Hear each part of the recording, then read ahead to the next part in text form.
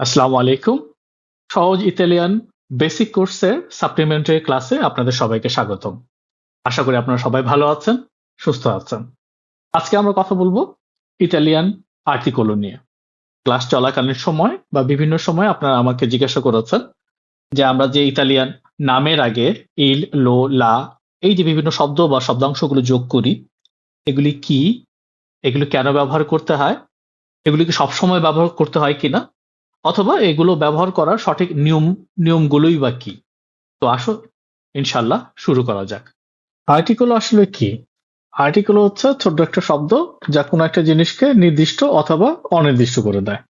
যেমন কেউ যদি আপনাকে বলে ভাই আমাকে ওই কলমটা দিন, তাহলে আপনি বুঝতে পারেন যে ভদ্রলোক একটা নির্দিষ্ট কলম চাচ্ছেন। এবং কিভাবে আপনি সেটা বুঝতে পারছেন?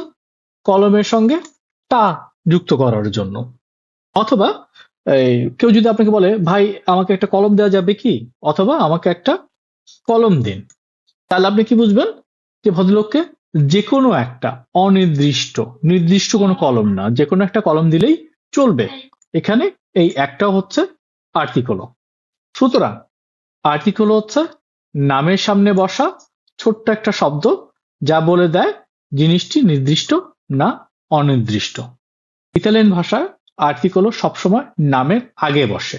যেমন লা পেন্না, কলমটি; উনা পেন্না, একটা কলম। এখন প্রশ্ন হচ্ছে আর্টিকেল কি সবসময় লাগে কিনা। আসুন একটা উদাহরণ দিয়ে দেখি।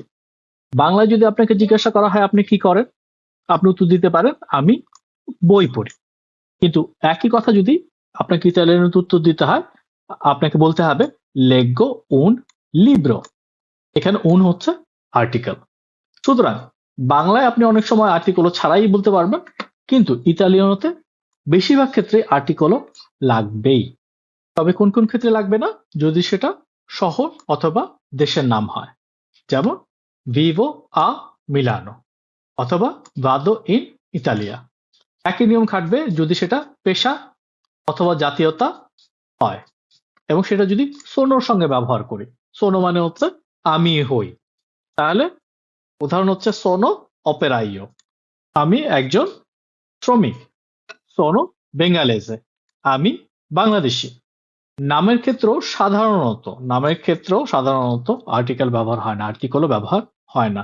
কিন্তু মিলানোতে বা উত্তর ইতালিয়াতে আপনি দেখবেন যে অনেক ক্ষেত্রে নামের সঙ্গেও আর্টিকেলও ব্যবহার হচ্ছে। যেমন লা ফাতিমা, ইল মার্কো, লা মারিয়া।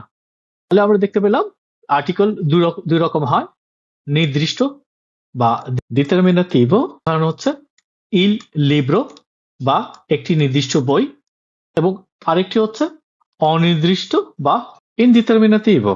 উদাহরণ হচ্ছে উন লিব্রো, বাংলায় হচ্ছে একটি বই, যে কোনো একটি।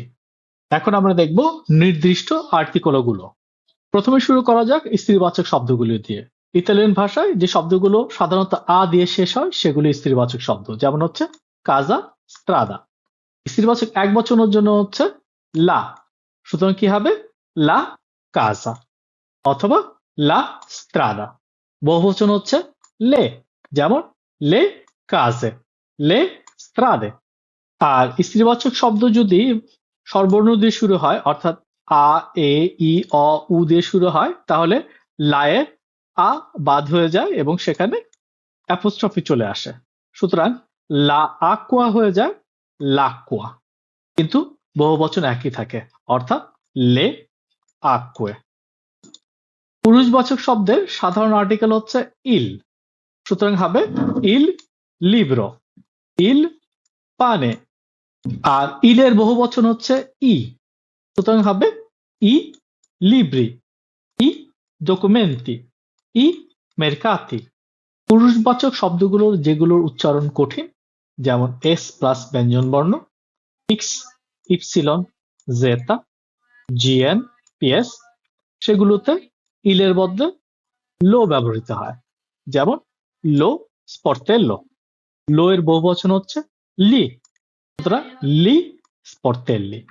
আর পুরুষবাচক শব্দ যদি স্বরবর্ণ দিয়ে শুরু হয়, তাহলে লো এর ও বাদ গিয়ে এল অ্যাপোস্ট্রফি হয়ে যায়। বহুবচন লি থাকে। সুতরাং লো আমিকো হয়ে যায় লামিকো এবং বহুবচন লি আমিচি। তাহলে মহিলাবাচক শব্দগুলোর ক্ষেত্রে ব্যঞ্জনবর্ণ হলে লা, স্বরবর্ণ হলে ল, বহুবচন সবসময় লে। যেমন লা কাজা, লে কাজে, l'acqua, le acque।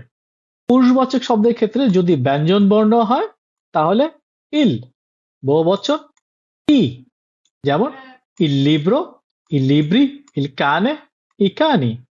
যদি শব্দের উচ্চারণ কঠিন হয় তাহলে পুরুষবাচক শব্দের ক্ষেত্রে হচ্ছে লো, ভাওয়াল থাকলে সংক্ষেপ হয়ে হচ্ছে ল, বহুবচন সবসময় লি।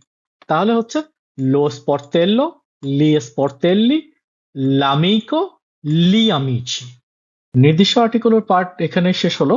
ইনশাল্লাহ আগামী ক্লাসে আমরা দেখব অনির্দিষ্ট আর্টিকেলগুলো।